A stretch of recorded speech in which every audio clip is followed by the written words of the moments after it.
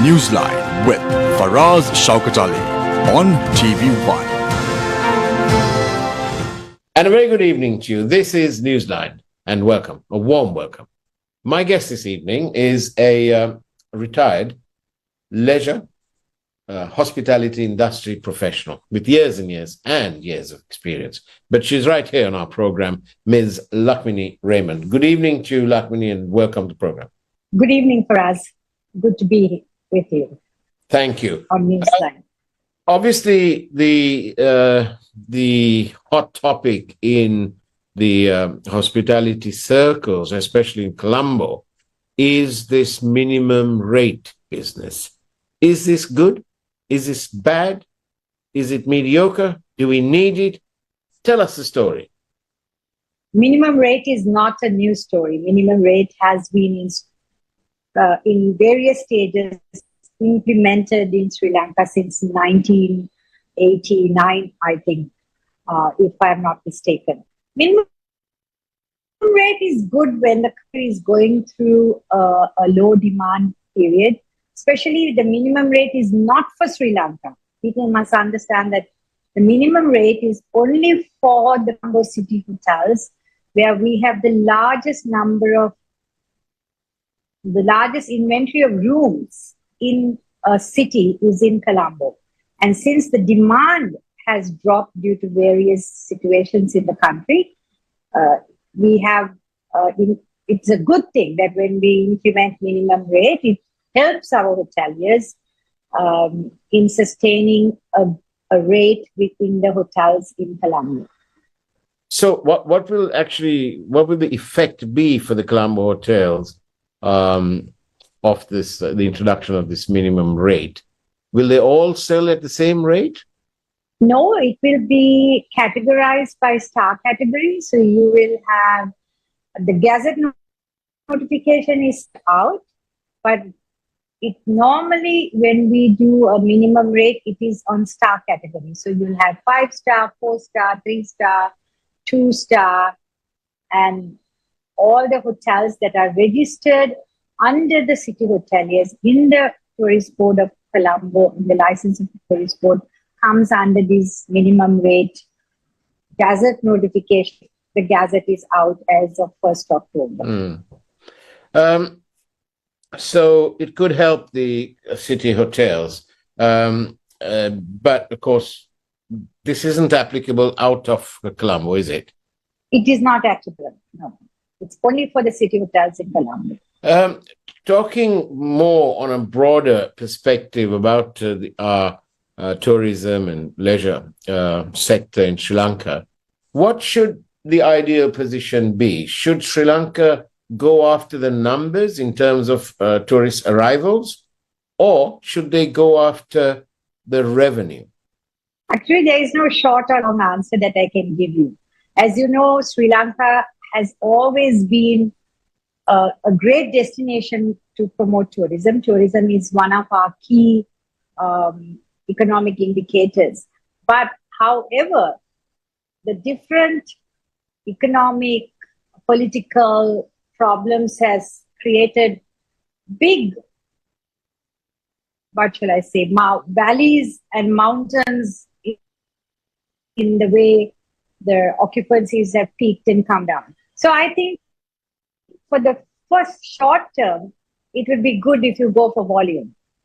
Once we start having Sri Lanka as a destination, a safe destination, and the numbers start coming in, then we can slowly move towards revenue.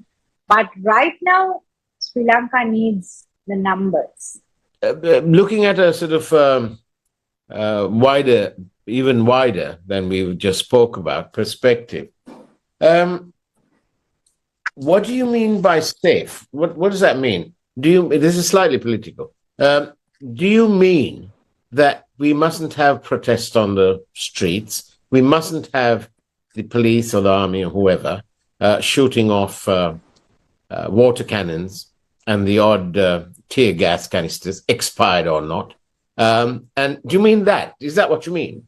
Yes, part of it, you cannot have military intervention where the media will exploit it. media exploits military intervention. If there's any type of political unrest, it's going to be publicized all over the world, and that will create a doubt in the traveler. That cannot happen. You cannot have situations where the media shows any type of violence, even just a water cannon. You can't, because people are going to an unknown country that they wouldn't know that it is a simple protest. So you cannot have negative media. That doesn't give the traveler the confidence to come to a country. You need to have confidence, right? Especially because Sri Lanka is a country that has had political violence. Okay, but I must sort of correct the position, because clearly I am a member of the media, and we passionately, especially at News First, the Capital Maharaja Group's media stables, we passionately believe in eyewitness reporting. And if it's happening out there, and that is what we will report. So there's no good anyone blaming us, because we're only telling the public, whether here or abroad, what's happening. So if the government doesn't want negativity, then they must make sure that the negativity doesn't happen. And it doesn't happen when you're living in a nice, robust democracy. I'll take that as a correction there. But I understand what you're saying. So when there's negativity, people won't come. That's what you're saying, right? Yeah, because people need the confidence to travel to a country. I just asked a friend of mine to give me, off the top of his head, some good reasons for visiting Sri Lanka. Here's what he told me. He said, wildlife, the unique cultural heritage, the tea plantations, the variety of the food, train journeys, beaches, and the tropical climate. Each of these things have various challenges. For example, if we take wildlife, are our national parks accessible? Is it overcrowded? Are they safe once they're inside the park? Those are, is there accommodation within the parks, for example, as well? Would you agree that these are the main selling points of Sri Lanka? I would say it would be the more known features of tourism in Sri Lanka. Wildlife, yes, because we have the elephants, we have the leopards, that is now world renowned, that we have one of the highest density of leopards in Sri Lanka. We have the elephant population, even though we have a lot of problems about how we are taking care of them, it's still one of the most unique species that you can come and see in Sri Lanka, and so easily that you can see them. So I think, yes, the beaches are our strong feature, the tea plantations, the train journeys, food, culture. It's everything. Sri Lanka has everything to offer. And yet Sri Lanka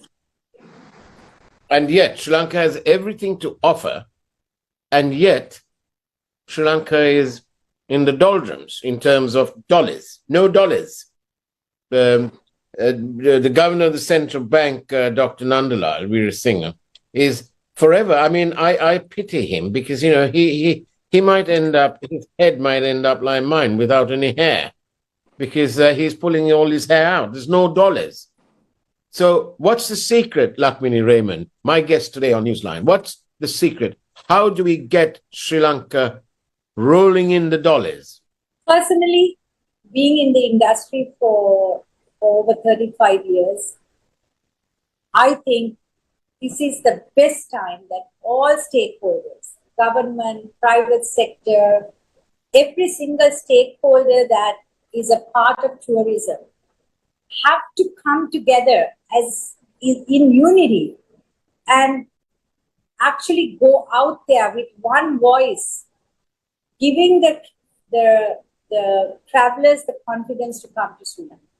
There are lots of issues, yes, but that is secondary. First, we have to position Sri Lanka that it is a safe, it is a great country, it has everything that they need to offer within a small radius where they can, move from wildlife to beaches, from beaches to mountains. I mean, we have all spoken about it. I don't even have to keep repeating it.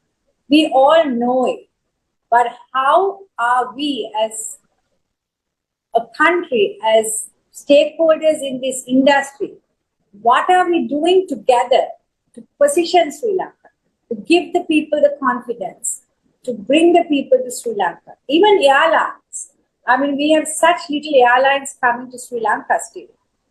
I mean, Emirates, Qatar are one of the biggest carriers, but we don't have any European airlines coming to Sri Lanka. So there are lots of elements that we have to get together. The travel agents, the airlines, the tourist board, all stakeholders, hoteliers, people who are, stakeholders in this industry have to come together.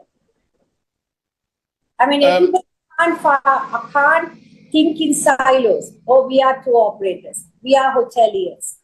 We are, transport people. Or we are the airline. We all have to come together and find a way in one voice to go out there and position Sri Lanka. Give the confidence that come to Sri Lanka and we will look after you. We will give you an amazing experience. But Lakmini Raymond, my guest this evening on Newsline, ladies and gentlemen, is it also true that these airlines, it's a highly competitive business out there, and when foreign airlines consider coming into Sri Lanka, they are met with one of the region's highest airport charges, landing and takeoff charges, and the use of equipment. For example, the national airline has a monopoly on the baggage services, where the conveyor belt is on lease to Sri Lankan Airlines, and heaven knows how much they charge. So these advantages have been actually turned into disadvantages to the detriment of the wider people of this country. So that is exactly what I just told you. We as a country should get all stakeholders, airlines, airport aviation, they all are the stakeholders in the tourism industry. So we all have to get together. We all have to get together and come into one voice, and with the help of the tourist board, with the help of the private sector, that we should go out there and position Sri Lanka. We can't work in silos. I mean, airport and aviation cannot work on their own, and airlines can't work on their own, and hoteliers can't work on their own, travel agents can't work on their own, tourist board can't be, being independent and do as the government body do what they want. No, we all have to get together. But I personally think that is what we lack in Sri Lanka, that we can come together as one voice. Lakmini Raymond, my guest. Tell me, Lakmini, is there a danger when we are promoting Sri Lanka as our tourism development authority is doing and so on, and hopefully spending the cess money that is collected to develop the industry? When we sort of advertise all over the world, is there any danger of over-visitation? Because after all, Sri Lanka, our tourism is selling our country, our natural resources. Unlike in Dubai, which is, it's don't get angry with me, Dubai, but it's all full of concrete, jungles, and shopping malls, and everything's man-made. So is there a danger that Sri Lanka might end up being an over-visited place? Not in the short term. In the long term, if we do not take the necessary precautions, it could be. And for that to happen, it might take another 5-10 years, because as you know, Sri Lanka still hasn't even come to 1 million people. Many years ago, I may be using somebody's quote, so excuse me, anybody who hears it. Sri Lanka as a destination should be a traveler's destination and not a tourist destination. Why I'm saying is Dubai, Singapore are tourist destinations. They have to create attractions. They have to create unique experiences to get tourists there. Sri Lanka is a traveler's destination because by nature we have such unique and wonderful locations. So when you move from being a tourist destination to a traveler's destination, you will overcome this problem of overcrowding the country. If we start pushing our country as a traveler's destination, because you know all our attractions are unique to Sri Lanka.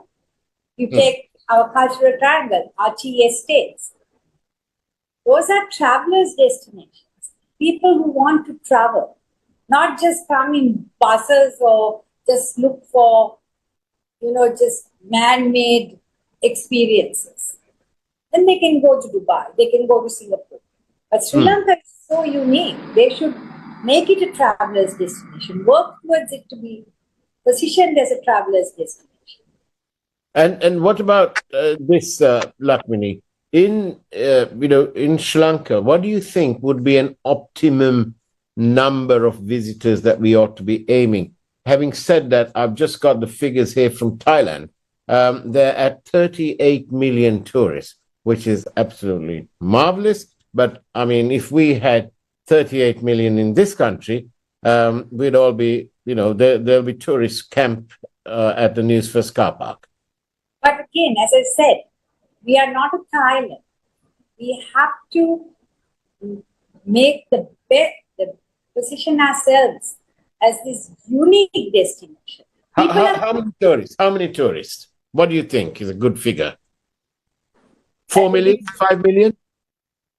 It would be very difficult for me to say, because I think the largest number we had, I think, is about 2.5 million, close to 2.5 million, the last. So I think it would be good to first aim at about 4 million and see how Sri Lanka is positioned and how we have managed 4 million.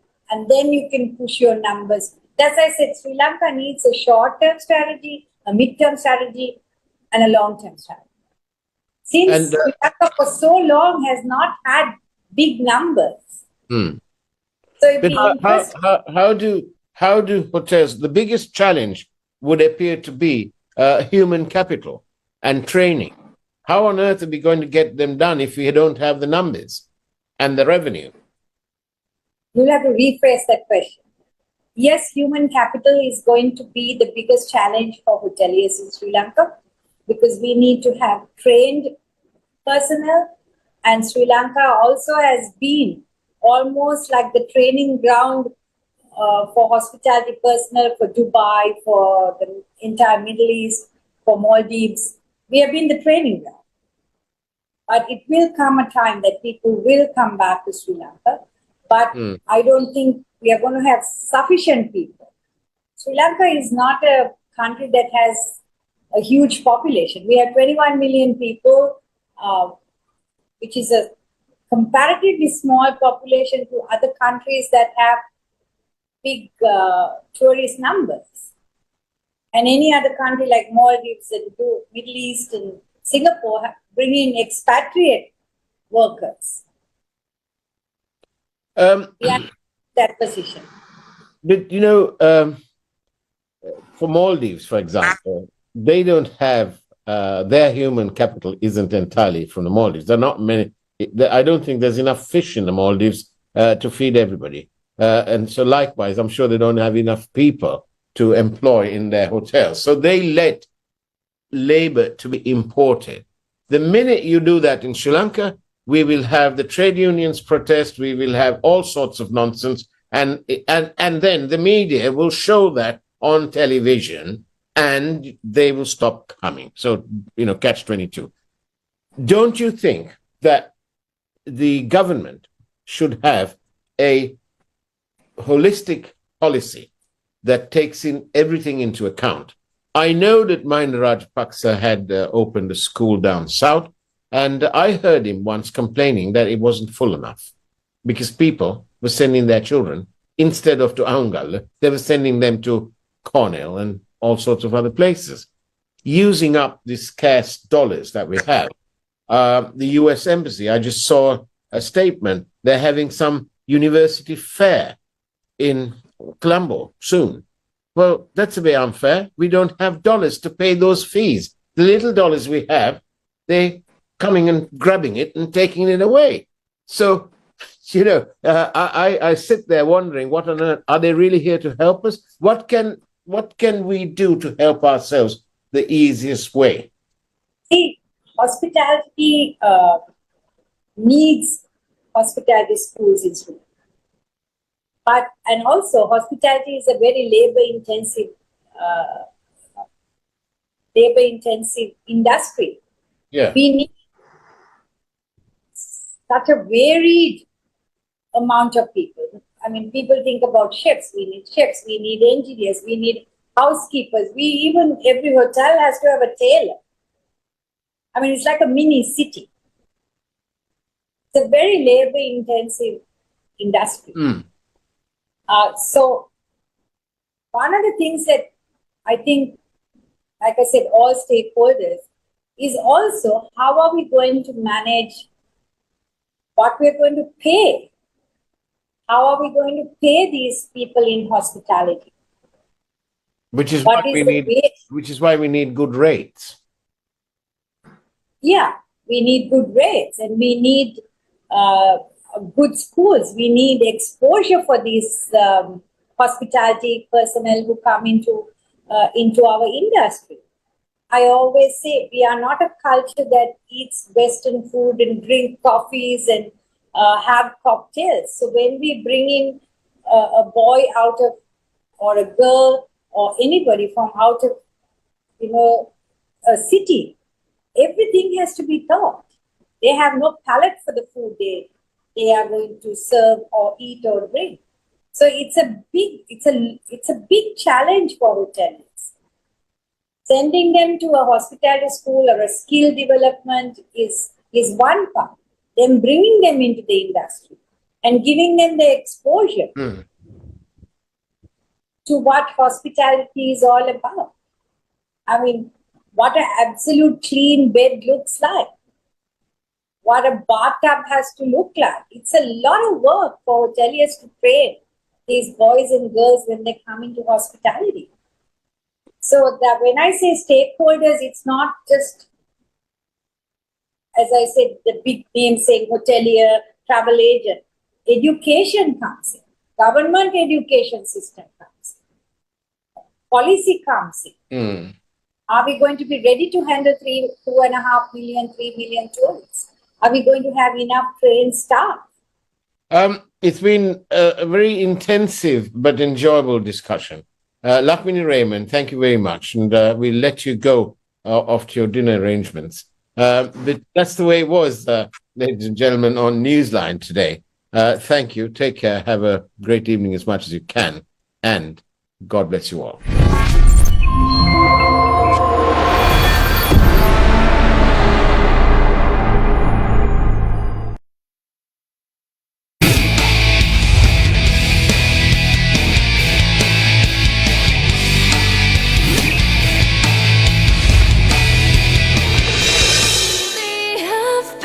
I've been losing sleep, dreaming about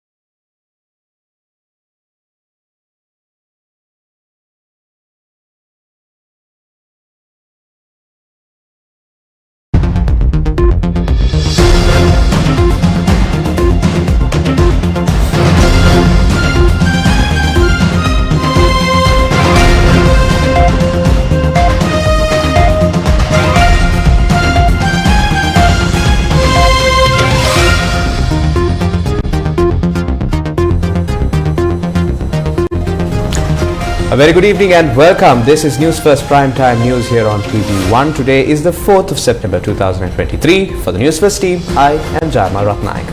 And I'm Mariam Gunavijaya. Before we head on to our stories in detail, here's a look at your top stories for tonight.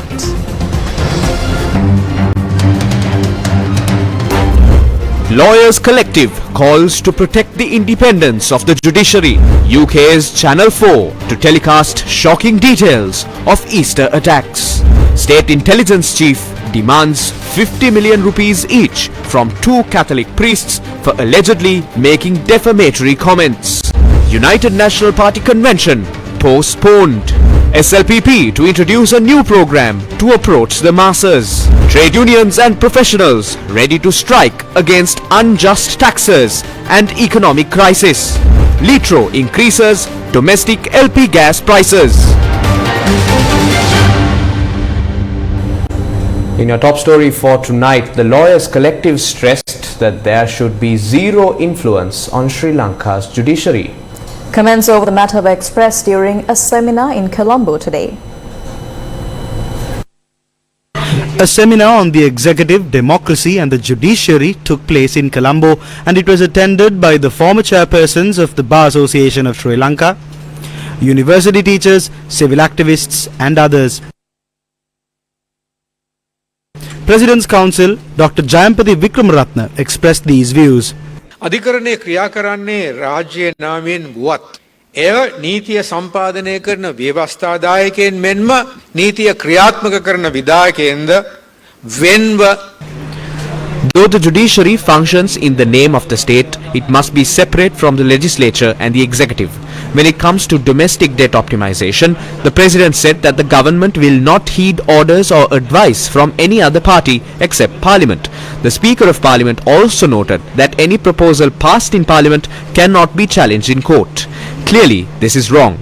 Any proposal or regulation in parliament can be reviewed in court, and it was further stressed by Justice Veeramantri in the case of K. Rambanda versus the River Valleys Development Board in 1968. We as the Lawyers Collective emphasize that there can be no direct or indirect influence on the judiciary when reviewing government operations as per the constitution and as per the law. We will unite for democracy, rule of law and the independence of the judiciary. It is our responsibility to speak up for the judges who have not been able to speak when judicial independence is threatened. Lanka නියමන සෞමාර්ථන මණ්ඩලය නඩුවේ.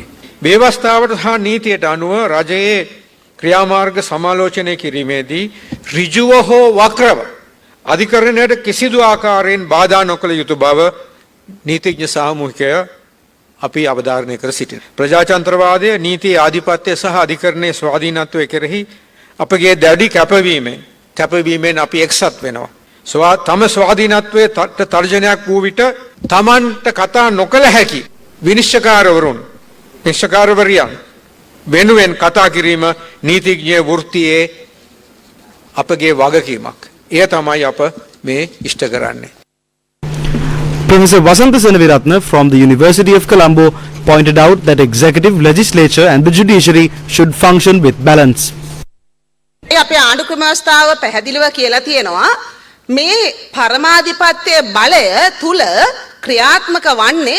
The Constitution makes it clear that the mandate is the people's executive power and the people's judicial power. It is a fundamental right. Therefore, all the institutions must function and exercise their powers as per the concept of the fundamental constitution. If government institutions function in a manner that undermines the aspirations of the people, the value of the mandate is also undermined. The devolution of power cannot be executed in a verbatim manner. There need to be some checks and balances. It is not wise to award excessive powers to an institution, and doing so would erode the mandate of the people and the fundamentals of democracy. Therefore, the judiciary needs to remain independent. එබඳු රාජ්‍යක ජනතාවගේ තමා සතු ඒ ඊටාම වැදගත් අයිතිවාසිකම් යටපත් වෙනවා කියන එක. ඉතින් අන්න ඒ කාරණේ නිසා තමයි අපි දකින්නේ අධිකරණය ඊටාමත්ම ස්වාධීන විය යුතුයි.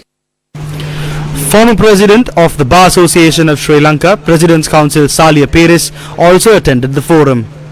අපි නීතිඥ සාමූහිකය හැටියට බලාපොරොත්තු වෙන්නේ නීතිඥ ප්‍රජාව ඉදිරියටත් මේ රටේ මිනිස්සුන්ගේ අයිතිවාසිකම් වෙනුවෙන් කටයුතු කරයි කියලා. මේ රටේ අධිකරණයේ ස්වාධීනත්වය ආරක්ෂා. As the lawyers collective, our aspiration is that the legal community will continue to represent the rights of the people of this country. We hope the country's legal community will have the strength to protect the independence of the judiciary. The Hindu newspaper in India refers to the legal community as the voice of reason. We understand the importance of an independent judiciary.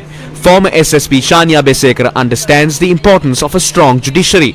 We do not have the ability to appoint committees and take months to review issues and then wait for the reports of the committee. We also have no use of those who do not fulfill their duties. The legal community has a responsibility and they must fulfill it. That is how the legal community functioned in 2013 during the impeachment of the Madam Chief Justice. We hope to strengthen the legal community through this movement. The issues in the country are worsening. There is an issue with democracy. There is a crisis in governance. Institutions need to be strong, and the foremost institution that needs to be strengthened is the court. This is of governance. පාලනය පිළිබඳ ප්‍රශ්නයක්. ඒ තුල ආයතන ශක්තිමත් වෙන්න ඕනේ. ඒ ආයත ශක්තිමත් විය යුතු ආයතන අතර ප්‍රමුඛ ආයතනයක් තමයි අධිකරණය.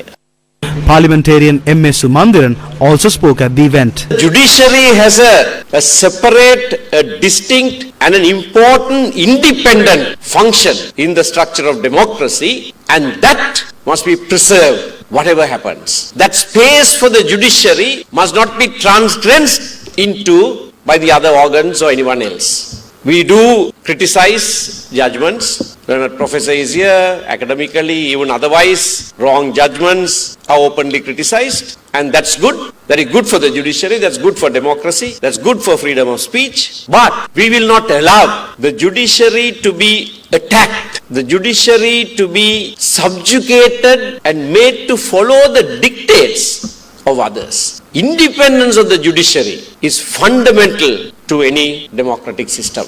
Time and again this happens, that the rulers who constitute the executive and are part of the legislature think that they must have their own way, that there must not be any interference into what they think is their preserve. But that is where an independent judiciary comes in, to protect the rights of the citizen, to protect the rights of the people, and in that functioning, the judiciary has a singular and a very specific, important role to play. Not just between citizen and citizen, but nowadays more and more between the state and the citizen. To uphold the social contract that we have in the form of our constitution, give it efficacy, give it effect, so that it's not dead letter. The Daily Mirror reporter that UK's Channel 4 is preparing to broadcast a program to reveal shocking details over the Easter Sunday attacks in Sri Lanka. The Times in the UK also reported that Channel 4's program is based on the claims made by whistleblowers, which it says alleges complicity by officials loyal to the Rajapaksa family. The Times said that Channel 4 based its program on the claims made by Hanzir Azad Maulana, the whistleblower who at one time was the spokesperson and finance secretary of present Sri Lankan State Minister Sivanesature Chandrakanthan. Hanzir Azad Maulana is currently overseas seeking political asylum in Switzerland. It added that Maulana served for years as an aide to Pillayan, a political loyal to the Rajapaksas, who met the bombers while he was in prison facing charges of the murder of a political opponent. It noted that Maulana claimed Pillayan immediately saw the utility of extremists only interested in death. It added that Maulana claimed Pillayan and Saleh engineered their release from prison before he arranged for Saleh to meet them. Extract from the Times. One highly placed insider claims in an interview with dispatches to be aired in the UK on Channel 4 tomorrow that he set up a 2018 meeting between a senior military intelligence official, Suresh Saleh, and the Islamic State affiliated bombers to hatch a plot to destabilize Sri Lanka and facilitate the Rajapaksas' return to power. Hanzir Azad Maulana, the whistleblower, claims, quote, The meeting finished. Suresh Saleh came to me and told me the Rajapaksas need an unsafe situation in Sri Lanka. That is the only way for Gotabaya to become president. The attack was not a plan made in just 1 or 2 days. The plan was 2 to 3 years in the making, unquote. Maulana fled Sri Lanka last year and has presented his testimony to European intelligence agencies and the United Nations. They are treating his claims as credible and investigating. End of extract from the Times. Moreover, Hanzi Razad Maulana had also revealed an incident that took place on the day of the attacks. Extract from the Times. Maulana also claimed to receive a call from Saleh on the morning of the bombings, asking him to go to the Taj Samudra Hotel in Colombo and collect one of the men, but he was unable to do so. CCTV footage shows one of the bombers receiving a call inside the Indian-owned hotel before leaving suddenly. Hours later, he detonated explosives inside a smaller Colombo hotel. End of extract from the Times. The Times also reported that Channel 4 had also quoted the claims made by a second whistleblower, an unnamed senior government official, in its program on the Easter Sunday attacks. Extract from the Times. A second whistleblower, an unnamed senior government official, backed Maulana's account of Saleh's ties to the bombers and claimed that military intelligence repeatedly thwarted police investigations before and after the bombings. Officials said, quote, "When this regime came to power in 2019, all officers connected to the investigation were transferred out. The investigation was completely sabotaged," unquote. End of extract from the Times. The Times also said that the documents obtained by Channel 4 also appear to show several false leads presented by military intelligence to throw police off the ISIS cell's trail before the bombings. It added that Suresh Saleh was promoted to head of military intelligence when Gotabaya Rajapaksa won power on a promise to restore security 6 months after the Easter Sunday attack. The Daily Mirror reported that present Chief of the State Intelligence Service, Major General Suresh Saleh, had produced documents to Channel 4 to claim that he was not in Sri Lanka on the dates the alleged contact with the bombers was made. It added that following Suresh Saleh's response, Channel 4 had changed the title of the program and will telecast it on Tuesday, the 5th of September 2023. According to the Times, neither Pillayan nor the Rajapaksa family responded to Channel 4's requests for comment. Of the Easter Sunday victims who died, 43 were foreign tourists, including many children. Anders Holch Poulsen, the Danish billionaire, and his wife Anne lost 3 of their 4 children. Anders Holch Poulsen owns a majority share in the clothing giant ASOS and is the UK's largest private landowner. The defamation case filed by the Director General of the State Intelligence Service, Major General Suresh Saleh, against Reverend Father Cyril Gamini Fernando for making a defamatory statement during an online session, was called up in the presence of Colombo Chief District Judge Sandan Vithana today.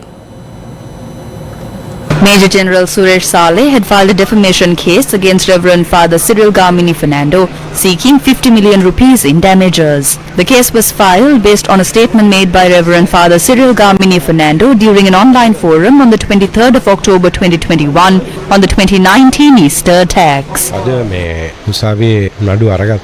That case was taken up. However, the complainant had not produced a proxy. Thus, a month's time was given and it was only produced today. We need time to peruse it. Yet, the case was taken up and thereafter postponed to February. මං හිතන්නේ මුළු ලෝකෙටම දැන් පේනවා මේ පාස්කු බෝම්බ ප්‍රහාරයේ පිටුපස්සේ ඉන්න සැබෑ චූදිතයෝ කවුද කියලා. The real perpetrators behind the Easter Sunday attacks are being exposed to the world. The international community is now aware of those who planned and aided the attacks. Channel 4 will make a revelation tomorrow that will embarrass the country's political system. Our political system should be ashamed of itself for the fact that the international community is doing justice for this. අපේ දේශපාලන තන්ත්‍රය පිළිබඳව අපි ලැජ්ජ වෙන්නට ඕන. Director General of the State Intelligence Service, Major General Suresh Saleh, has sent a letter of demand seeking 50 million rupees in damages from Reverend Father Rohan de Silva for making defamatory comments during a media briefing held on the 21st of August. The Freedom Defenders movement commented on this in Colombo. දැන් ඔය සුරේෂ් සලේ රාජ්‍ය බුද්ධි සේවාවේ අධ්‍යක්ෂක වැඩ කරන්නේ. The Director General of the State Intelligence Service, Major General Suresh Saleh, is working under the President. So, before he files a private plaint as a person holding such a position, he needs permission from the person he reports to, and that is the President. So, had Suresh Saleh obtained permission from Ranil Wickremesinghe to send a letter of demand to Reverend Father Rohan De Silva? ඔය එන්තරවාසිය රොහන් සිල්වා පියතුමාට යවලා තියෙනවා. News First with the people.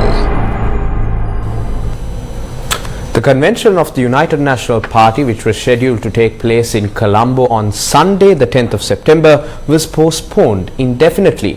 The General Secretary of the UNP, Palita Range Bandara, elaborated on this decision at a media briefing in Sirikota today.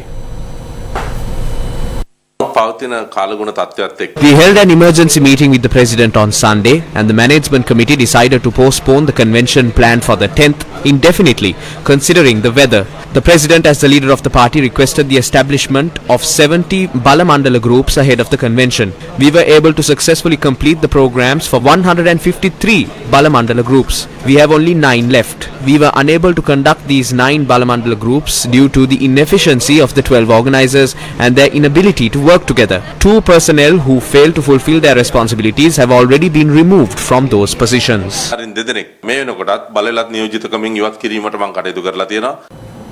The Sri Lanka Podujana Peramuna says that a new program will be implemented in the future.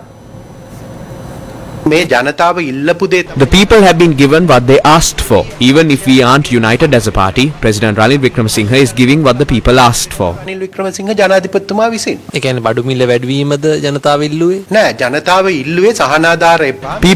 didn't ask for subsidies and said to work together as a country and impose taxes. People said that it is wrong to reduce taxes and it is wrong to grant subsidies, and the President is following exactly that. These people took to the streets and engaged in a struggle, and today they are being given what they asked for. As a party, we do not agree with this. This is what the people asked for. In the future, we will present a whole different program to the people.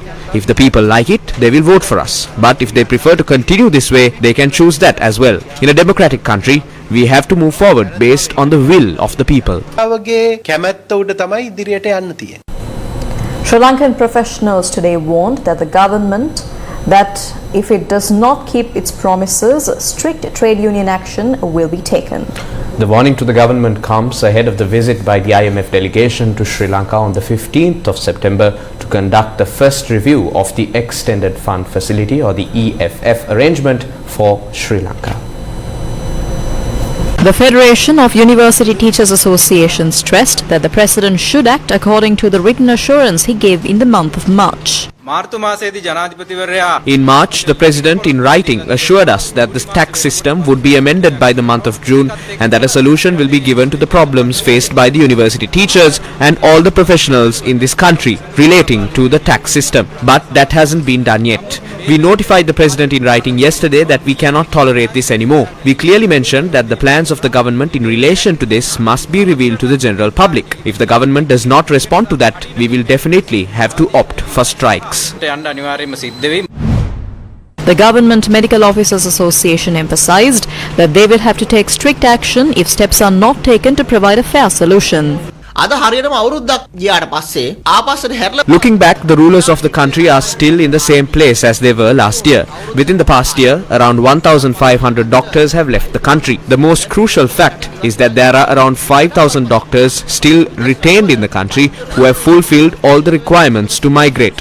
Only 20,000 doctors are retained in the government service. So 5,000 out of 20,000 is 1/4 of the total number of doctors. We cannot take this easy. So the week starting from today will be a crucial one. We are ready to take this issue to the people of this country. If the rulers of the country still don't understand as to what should be done, as a trade union, we may have to take more drastic measures to influence the relevant parties going beyond that.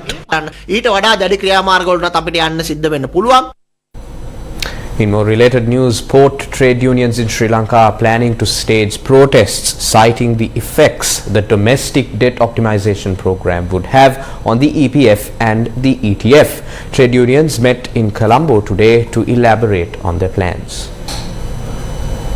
Those who led the country to bankruptcy are adding that burden to the public. The Ranil Rajapaksa government is attempting to loot the EPF and the ETF. The port trade unions have united and decided that on Wednesday at noon we will protest at the Khan Clock Tower in Fort and will hand over a petition to the president. As trade unions, we have our powers, but we will not use them. This is just the beginning. If our demands are not heard, we will take the next step. The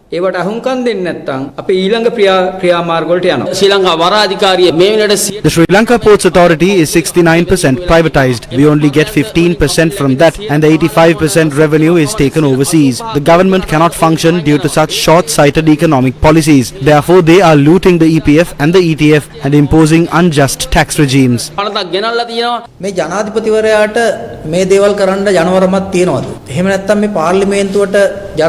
Does the President have a mandate to engage in these acts? Does the Parliament have the mandate to do so? The President has less than 2% of the votes. The President serves as the leader of the group that led the country to bankruptcy. He is not a people's leader. If he has a mandate, he has a responsibility towards the people. What is the fate of the worker who placed high hopes on the EPF? Can the President make such decisions in Parliament? If a bill is passed in Parliament, the act can be enforced. However, can a proposal be moved to Parliament and action taken?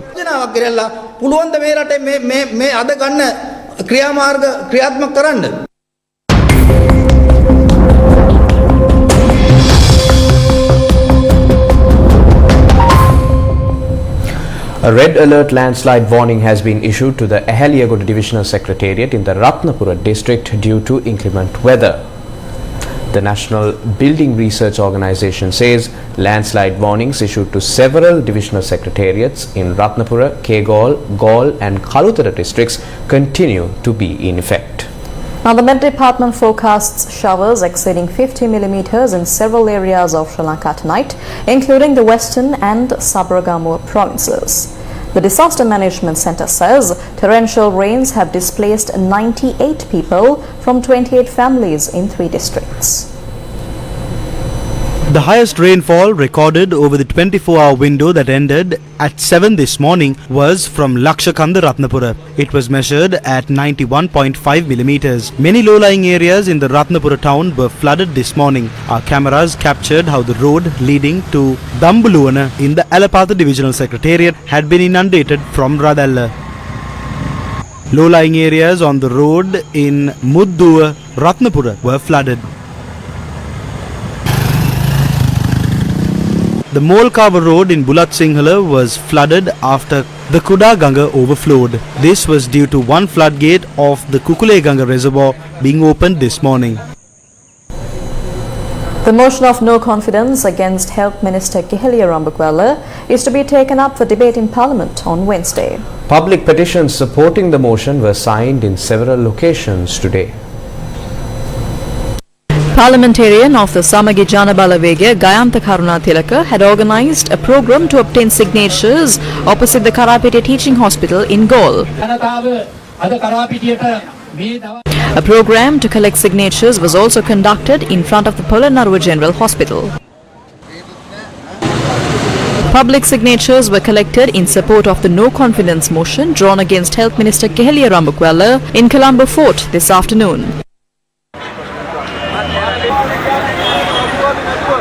Meanwhile, parliamentarian Udega Mampila expressed his support to the no-confidence motion drawn against the health minister. A hospitalized patient has only 2 choices, to either go home or to the grave. Every MP who believes that the patients must go home healthy will vote in favor of the no-confidence motion. We believe that the MPs who believe that the patients should end up in their graves will oppose this no-confidence motion. Parliamentarian Patali Champikaranavaka said he will support the no-confidence motion drawn against the health minister.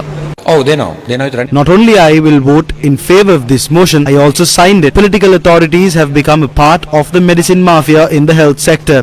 It was always there in the health sector, especially in the recent past. By not implementing the NMRA Act since 2020, by pressurizing the NMRA, they removed our specialist doctors and professors and appointed people who are known to them in those positions. This resulted in a catastrophic situation. Now our children are dying as a result. Due to this, our country has faced faced a serious problem. So even though this is a symbolic goal for the health minister, these officials and the people who bring these smuggled drugs should be held responsible for this. The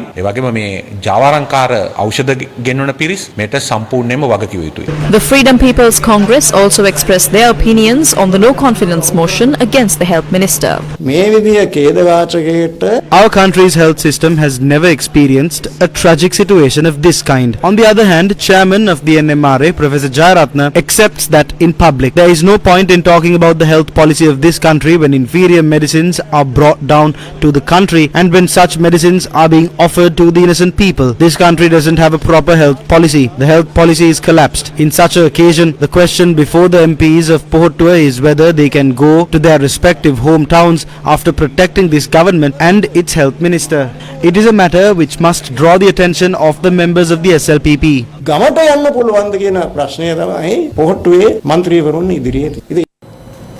The results of the 2022 GCE Advanced Level Examinations were released today.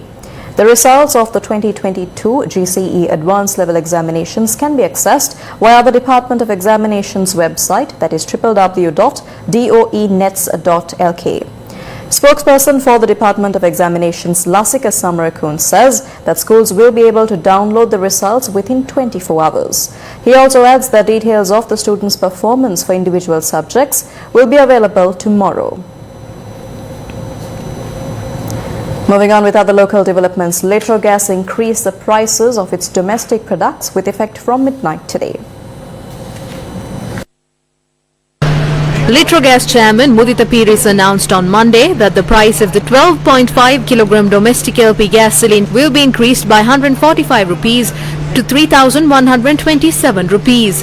A 5 kg domestic LP gas cylinder will be increased by 58 rupees to 1,256 rupees. A 2.3 kg domestic LP gas cylinder will be increased by 26 rupees to 587 rupees. If we combine both months, we need to impose a price hike of between 960 rupees and 981 rupees. We understood that there would be a price revision this month, and when we placed the orders, we placed an additional 10,000 metric tons for this month as well. Therefore, we were able to pass on the profits we made to the consumer. අධික ප්‍රමාණයක් ගිය මාසේ තොගත් එක්කම වැඩිපුර ඇනවුම් කළා. ඒ නිසා අද අපිට පුළුවන් වෙලා තියෙනවා ඒ ලැබපු ඒ ලාභය ආයතනෙත් කොටසක් දරාගෙන පාරිභෝගිකයන්ට ලබා දෙන්න. Before Sri Lanka experienced an economic crisis, a 12.5 kg domestic LP gas cylinder was priced at Rs 1,493. Thereafter, in January 2022, the price increased to 2,750 rupees. In April 2022, the price skyrocketed to 4,860 rupees. However, in 2023, the price was reduced from time to time, and it was decided to maintain the reduced price in August. This was the first price increase by LP after repeatedly reducing the prices of domestic LP gas cylinders. Laughs Gas on Monday increased the prices of its domestic LP gas products. The 12.5 kg domestic gas cylinder was increased by 145 rupees to 3,835 rupees. The price of a 5 kg domestic gas cylinder was increased by 59 rupees to 1,535 rupees. India's Prime Minister Narendra Modi has said that his country is sensitive to the needs of Sri Lanka. Indian Prime Minister Narendra Modi had told India's PTI that India has been greatly sensitive to the needs of our valued neighbour Sri Lanka during their tough times. In an exclusive with PTI, the Indian Prime Minister said that India looks at building consensus to evolve a framework to help debt-ridden low-income economies. Modi emphasized that the debt crisis is a matter of great concern for the world, especially for developing countries, while noting that significant emphasis was placed on addressing the global challenges posed by debt vulnerabilities, especially for the global south. He pointed out that those countries that have gone through debt crisis before gives great importance to financial discipline. In July, IMF Chief Kristalina Georgieva pitched for a speedier debt restructuring process for vulnerable countries. India is hosting the G20 summit on the 9th and 10th of September in its capacity as the current chair of the grouping. Over 900,000 tourists visited Sri Lanka so far in 2023.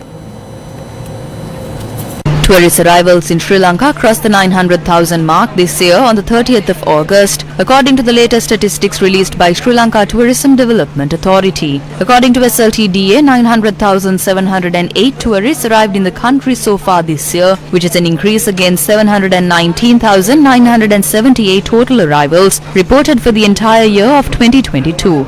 At the same time, Sri Lanka's Bureau of Foreign Employment revealed that 200,026 people have registered with the SLBFE for overseas employment so far in 2023. According to records from the SLBFE, 311,000 Sri Lankans registered for foreign employment and left the country. The Sri Lanka Bureau of Foreign Employment said that over 300,000 Sri Lankans are expected to leave for overseas jobs in 2023. Former Chief Business Officer of Google X, Mo Gaudat, says artificial intelligence is the biggest milestone in human history.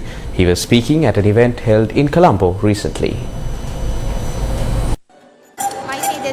The event, titled An Evening with Mo Gaudat, the former Chief Business Officer of Google X, was held in Colombo recently. The event focused on the future of artificial intelligence. When we look at AI as, in my personal point of view, the biggest milestone in human history, because when AI joins our world, you have to understand that the episode of history where humanity was the smartest being on the planet is about to end, okay? And that kind of massive seismic change, if you think about it, needs to be taken with a lot of attention. Mo Gaudat is the former Chief Business Officer of Google X, and in recent years he has focused on the dangerous implications of rapid AI development.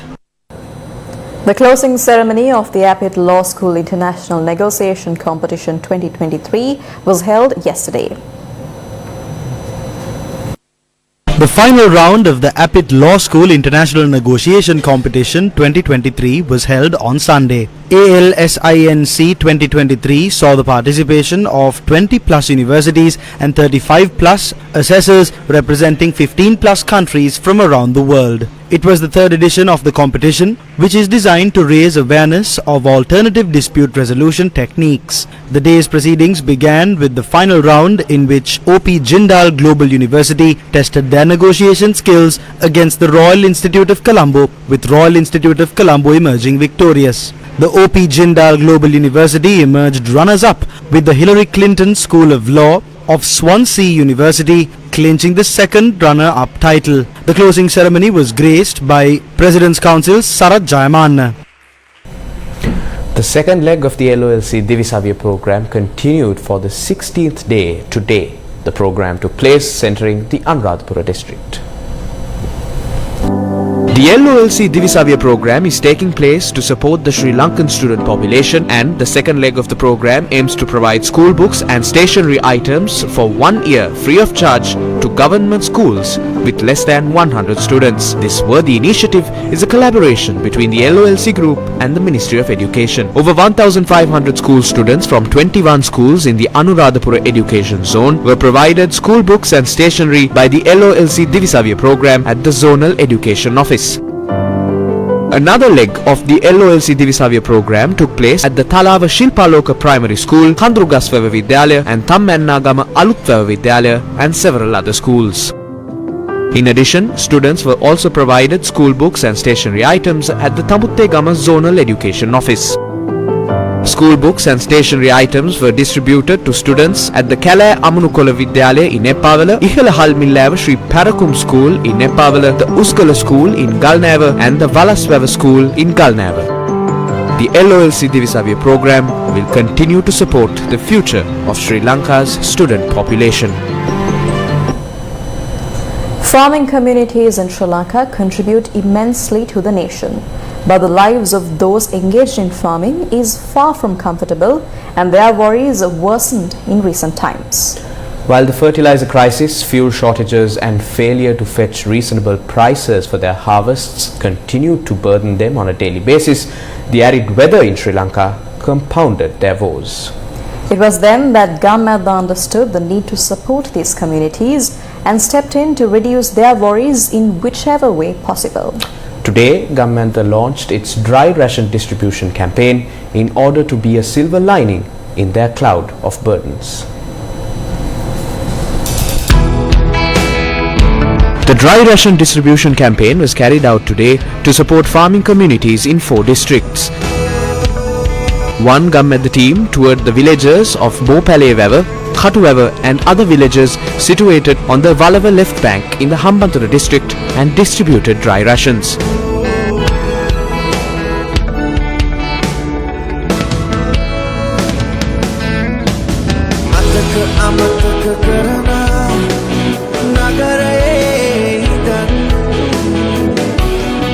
Another team doled out dry ration packs to farming communities in the Ibbagamo Divisional Secretariat in the Kurunegala district.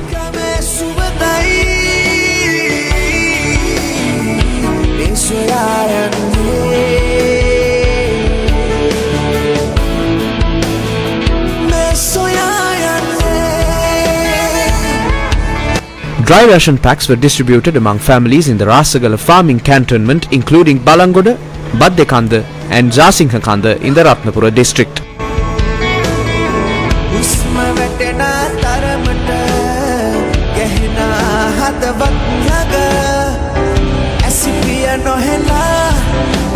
The 4th Gammadda team met farming communities in the Kandavale Divisional Secretariat in the Kilinochchi district and distributed dry rations. Another distribution of dry ration packs was conducted at the Kattakadu village in Dharmapuram to ease the burdens of fishing communities surrounding the Kalmadu River.